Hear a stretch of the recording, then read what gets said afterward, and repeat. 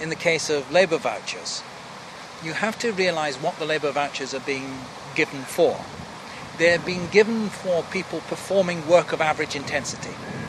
And where it's possible to measure physical productivity, and that one person is physically turning out more goods in an hour than another person, then it's possible to pay one person more than another, because you know they're physically producing more.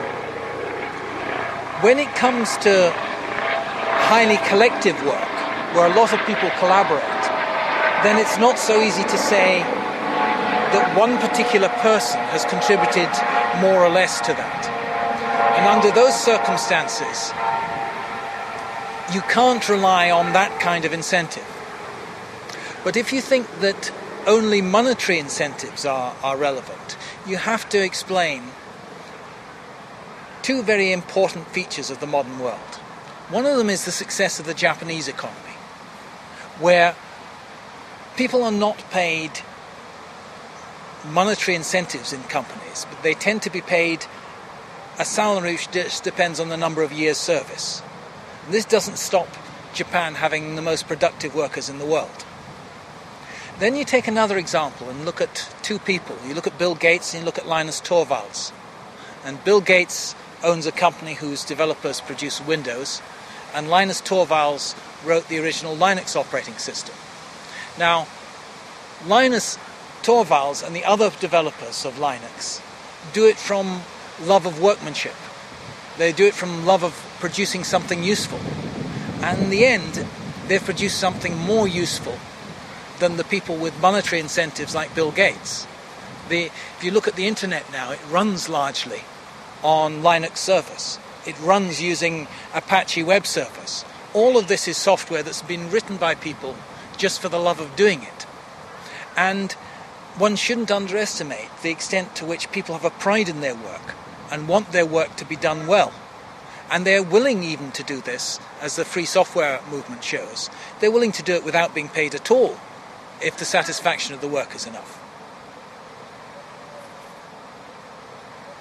If you had a system of people being paid by labour vouchers, the average person would get roughly twice as much as they get now, or twice the before-tax income they get now, because it's a general feature of most capitalist economies that income tends to divide roughly 50-50 between wages and profits. It's slightly lower level of profits than that in Britain, but historically over time it's tended to be roughly 50-50. So that you'd see roughly a doubling of real incomes. People obviously have to pay taxes on top of that, but the pre-tax income would roughly double. Now the question is whether people who have had more education should be paid more. Now in a capitalist economy, they get paid more if there is a shortage of that particular skill. Particularly, for example, if you look at doctors in the United States, they're paid extremely highly because the American Medical Association acts to restrict the supply of doctors. If, on the other hand, you have in a capitalist economy a profession which requires education, but there's a lot of people being educated for it, like media studies, for example. A lot of people are being educated to do media studies at the moment. And the salaries that they get from that are not above what you'd get as an average manual worker. The reason is that supply and demand in that case. But more generally, if you take professions which are paid highly in the capitalist world, it tends to be the case that the education is expensive and only rich families can afford to send their children to get that education, and therefore the supply is restricted.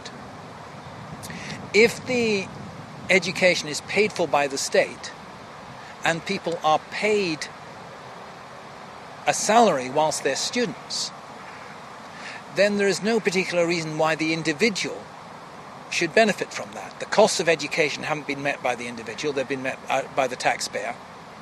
And if the restriction on entry due to lack of wealth is removed, one would expect to see the shortage of supply removed as well. If one compares the situation of doctors in the United States with doctors in the Soviet Union, doctors in the United States were relatively scarce and highly paid, doctors in the Soviet Union or Cuba are plentiful and not particularly highly paid. But it doesn't stop people wanting to become doctors, because many people want to become doctors for humanitarian reasons. One of the key differences between a socialist economy and a capitalist economy is that in a capitalist economy there's always unemployment. And this unemployment acts as a stick to beat the worker to work harder. Now, in a socialist economy where the allocation of resources is being planned, you tend to get full employment. You had full employment in all the socialist economies when they existed. However, full employment could come in two forms. It could either come because in the economy as a whole there was sufficient demand for labour to take up all the people willing to work. Or it could come because people had a right to work at one particular workplace where they started work. Now, if you have the latter form, you run the danger that the economy will become set in concrete. It becomes very difficult to reallocate resources to new industries and to run down old industries as tastes change or technologies change. So it has to be the case that the state guarantees people a job, but doesn't necessarily guarantee them a job at the same place indefinitely. That if factories are being closed down, the state must guarantee to create an equal number of jobs elsewhere in the economy before they close those factories down so that people can transfer. But it doesn't mean that you keep on running the same factories as you ran in the year 2000 until the year 2050.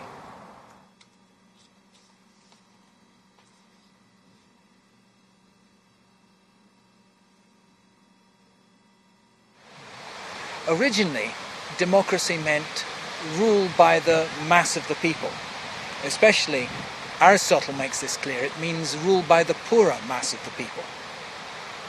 The system we have now is called democracy, but is actually a system of electoral rule, which, according to ancient Greek political theory at least, would be better described as an aristocracy or meritocracy than a democracy, because any system based on elections is based on a principle of selecting people who appear to be the best to rule.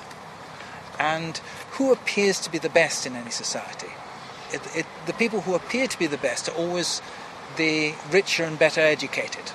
Aristotle says the better educated and more vocal are nearly always coterminous with the richer sections of society. And you can see this most clearly in the United States, where to become a political candidate for the presidency, you either have to be a millionaire yourself or have the backing of millionaires.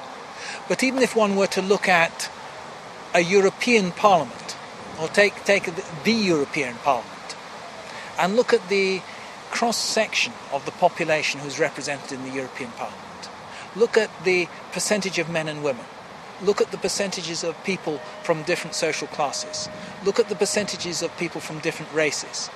Does this actually represent the population of Europe? It clearly doesn't. Anybody who had a job from a polling company and selected the Euro MPs as a group to poll to get a representative sample of opinion in Europe would be fired from his job. It's clearly grossly unrepresentative. Now, there is a scientific way of getting a representative sample, and that's random selection. And that's actually how the Greeks did it. If you go to the museum in the Agora of Athens, you can actually see the old voting machines the ancient Greeks used. They were made out of marble, and the brass parts have long since disappeared. But they were based on the principle you put your ID card into the machine, turned a handle, or an assistant turned a handle, and if a white ball emerged, you were elected. If a black ball emerged, you weren't. So that they randomly selected whether you were going to be a member of the council or not. And that